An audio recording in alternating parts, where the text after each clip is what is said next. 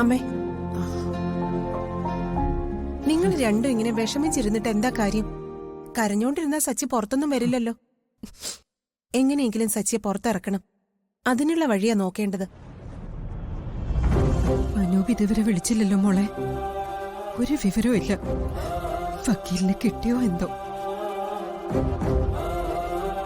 നല്ലൊരു ക്രിമിനൽ വക്കീല് വേണ്ടേ? അനൂപേട്ടൻ വിളിച്ചിരുന്നു. ഇതുവരെ ഒന്നും ഒത്തു വന്നിട്ടില്ലെന്നാ പറഞ്ഞത്. അയ്യോ, എന്തായാലും അനൂപേട്ടന് സന്ദീപും കൂടിയല്ലേ പോയത്. അവരേതെങ്കിലും വക്കീലിനെ റെഡിയാക്കും. നീ പേടിക്കാതിരിക്കേ.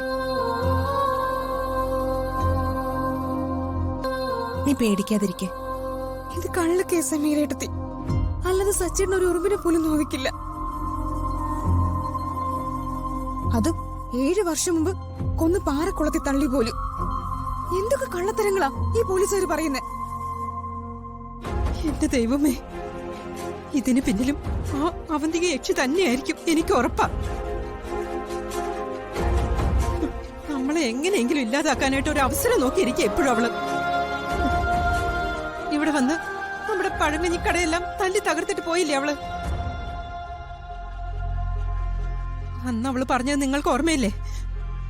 സേതുമാധവന്റെ മക്കള് ഈ ഭൂമിന്ന് ഇല്ലാതായ മാത്രമേ അവളുടെ പ്രതികാരം തീരുന്നു.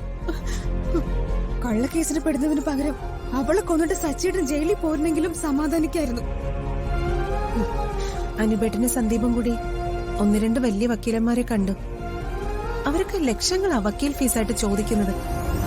കയ്യിലാണെങ്കിൽ ചില്ലി കാശുമില്ല.